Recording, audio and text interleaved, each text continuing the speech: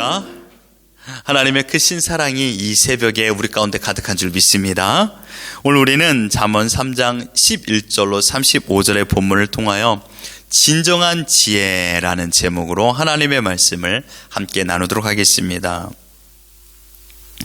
우리가 살아오면서 훈계 또는 상대방으로부터 지적을 받는 것은 참 쉬운 일은 아닙니다. 그때 그 마음이 편하지는 않죠. 부모님에게나 또는 직장 상사, 선생님에게도 충고받는 것은 그리 달가운 것은 아닙니다. 성도님들 가운데도 우리는 죄인입니다. 또한 혹은 당신은 죄인입니다 라고 말하면 그 말을 듣기 좋아하는 분들은 많이 없었습니다. 하물며 예수님을 모르는 자들에게 당신은 죄인입니다 라고 말하면 좋아할 리가 있겠습니까? 이런 말 자체가 충고로 들리기 때문에 쉽게 들을 수 있는 말은 아닙니다. 그런데 우리가 어제 보았던 말씀, 결코 잊지 말아야 될 법칙과 연관지어 생각해 본다면 하나님은 우리의 아버지시다라는 것, 그 하나님께서는 우리를 무제한적으로 무조건적으로 사랑하시는 분이라고 말씀을 보았습니다. 여러분, 사랑에는 두 가지 이면이 있습니다. 첫째는 사랑하는 자녀가 잘 되기를 바라는 마음을 가지고 있습니다. 내가 사랑하는 모든 사람이 다 잘 되기를 바랍니다. 그래서 내 마음에 내가 사랑하는 사람에게 필요한 모든 것을 제공합니다. 그것이 만약에 자녀라면 더 많이 제공할 것입니다. 자녀가 힘들어하는 것을 보며 함께 아파합니다. 어려운 문제가 있다면 함께 해결점을 찾기 위하여 고민합니다. 사랑하기 때문에 한 공간에 함께 있기를 원합니다. 그런데요, 사랑하는 자녀가 잘 되기를 바라는 마음에 두 번째 그런 사랑의 이면이 있죠. 그것을 우리의 오늘 본문으로 표현한다면 그것은 징계입니다. 징계. 여기서 징계라는 말은 잘못을 지적하는 단순한 말이 의미가 아니라 무사를 하는 히브리어로 사용되고 있는데 이 뜻이 물리적인 제재를 가하다라는 뜻입니다. 잠언에서는 징계, 훈계에 관한 가르침이 자주 나옵니다. 잠언 15장 5절을 대표적으로 보면 아비의 훈계를 업신 여기는 자는 미련한 자요, 징계를 받는 자는 슬기를 얻을 자니라 라고 말했습니다. 여기에서 사용된 훈계 또한 징계는 때로는 우리가 말로서 타이르기도 하고 가르치기도 하지만 어느 순간에는 매를 들다라는 의미, 이 두 번째 후자가 더 강한 의미로 가지고 있는 게 바로 이 징계요 훈계입니다.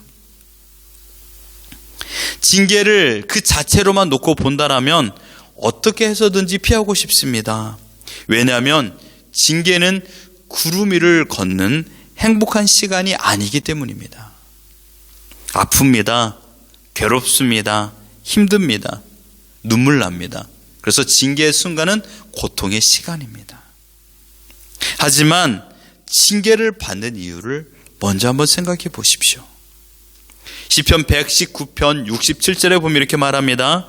고난 당하기 전에는 내가 그릇 행하였더니 이제는 주의 말씀을 지키나이다.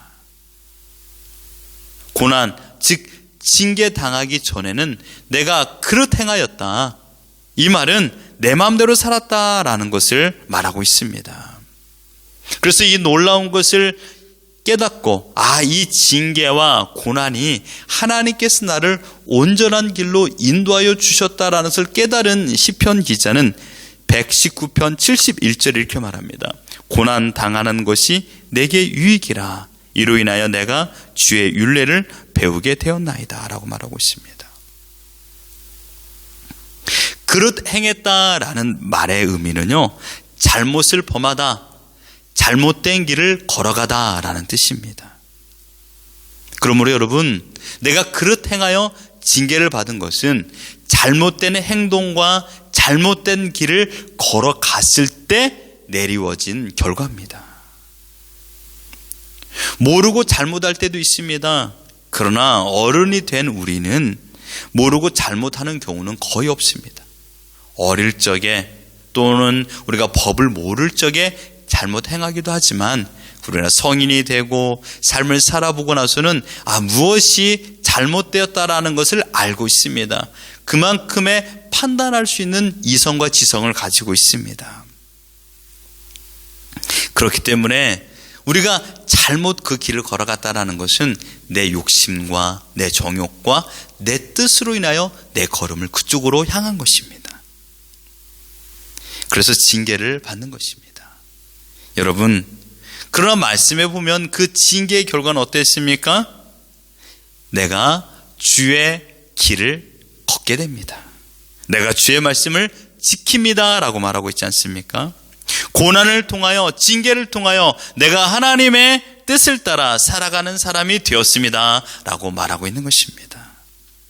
그러므로 오늘 본문에서 말하고 있는 징계는 내가 하나님의 뜻을 따르지 않고 하나님께서 제시하신 방법을 따라 걷지 않았기 때문에 우리를 보호하고 더 이상 위험에 노출하지 않도록 지키시기 위하여 하나님께서 내리신 특단의 사랑인 줄 믿습니다. 하나님을 내 아버지로 내 마음판에 새기고 살아간다면 하나님의 징계도 분명 목적과 이유가 있는 것입니다. 그래서 솔로몬은 12절에 대저 여호와께서 그 사랑하시는 자를 징계하시기를 마치 아비가 그 기뻐하는 아들을 징계함같이 하시느니라 라고 말하고 있습니다. 그러니 여러분, 우리의 징계는 결국에서는 우리를 사랑하는 하나님의 사랑입니다. 그렇게 깨달음이 지혜인 줄 믿습니다. 우리가 지난날 하나님께서 이 모양 저 모양으로 우리를 이끌어 주셨습니다.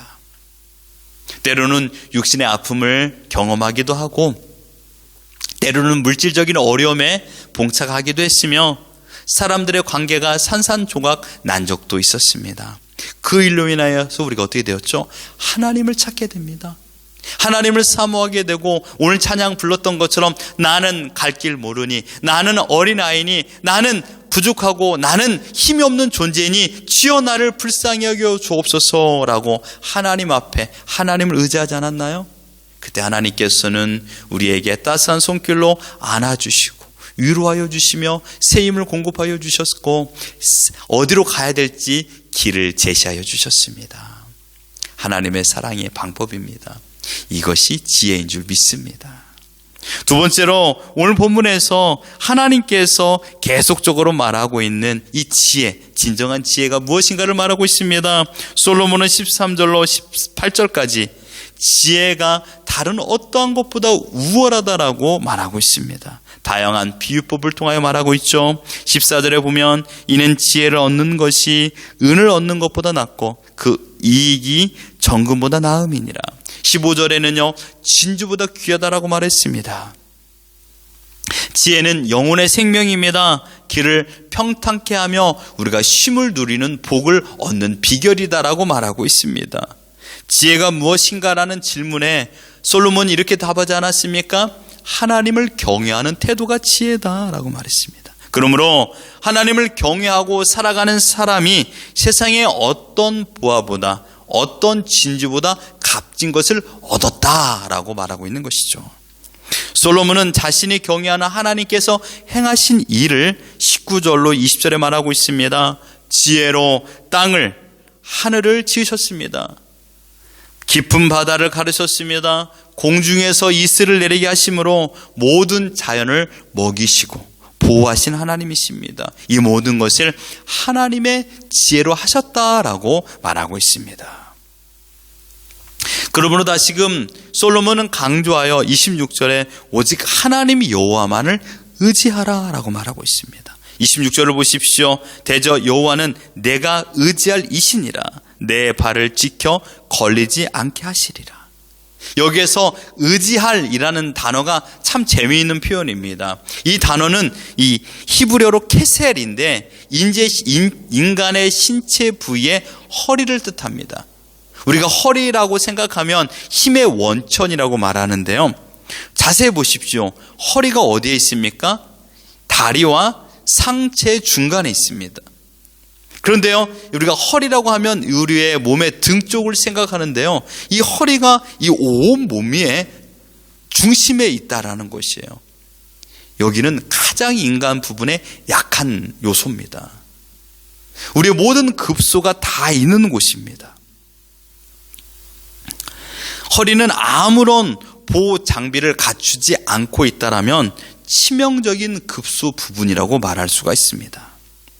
즉 우리가 하나님을 의지한다라고 말하는 것은 인간의 약한 부분을 하나님께서 지켜주시는 분인 것을 믿으며 그분을 신뢰하라는 뜻을 가지고 있습니다. 솔로몬은 자신의 생에 하나님의 돌봄으로 어려운 난관을 극복한 것이 한두 번이 아니었습니다. 풀 수 없는 문제들도 하나님의 지켜주심으로 말미암아 해결함을 받았습니다.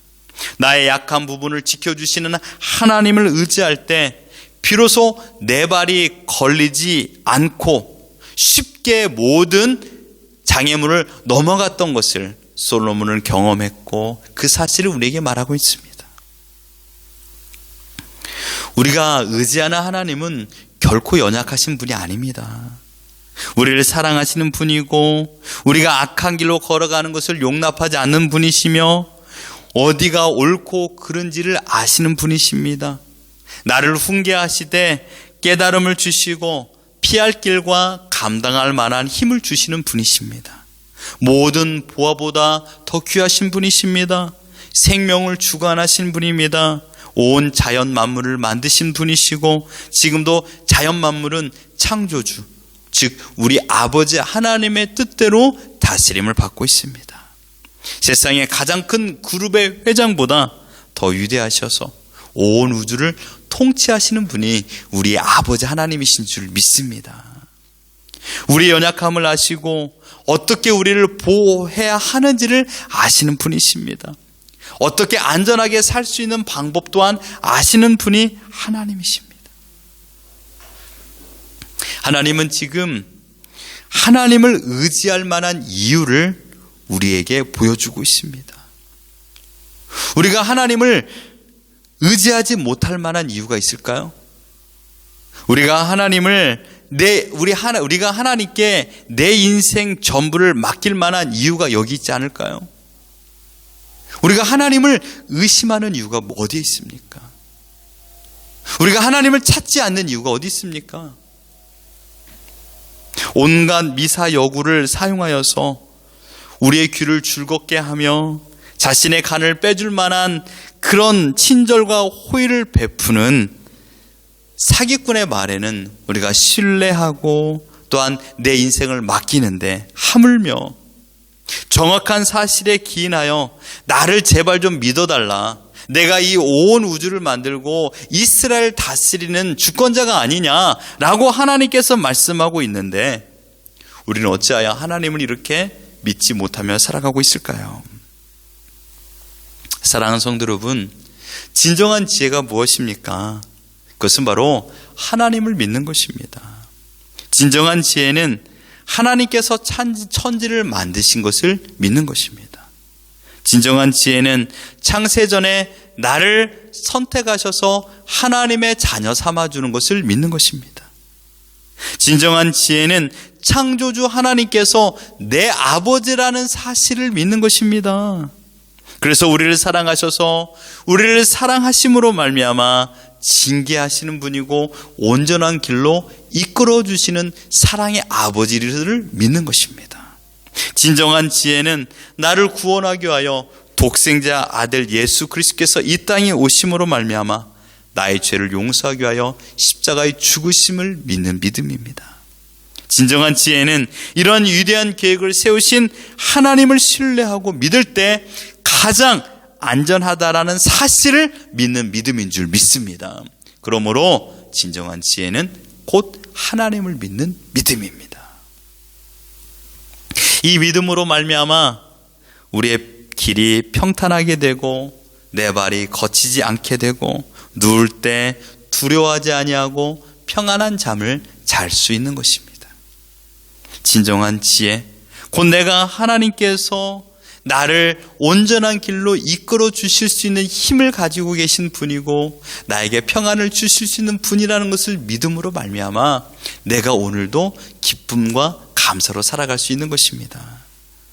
오늘 진정한 지혜를 허락해 주신 하나님이 내 아버지인 것을 믿으시길 바랍니다. 그 하나님께서는 나를 사랑하시는 분이십니다. 그래서 나를 위로하여 주시고 나를 안아주시는 분뿐 아니라 나에게 잘못을 지적하시는 분이기도 하십니다. 그 아버지 하나님과 오늘 동행하시지 않겠습니까? 그 아버지 하나님과 사랑을 함께 나누시면 안 되겠습니까? 그 아버지 하나님께 나의 모든 아픔을 고백하시면 어떻겠습니까? 그 하나님은 나의 아픔을 아시고 나의 연약함을 아시고 나의 부족함을 아시는 분이십니다.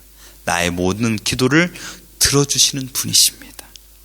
그 하나님 품 안에 오늘 거하시며 그 사랑 가운데 기쁨으로 살아가는 우리 모두가 되기를 예수 그리스도 이름으로 축원합니다.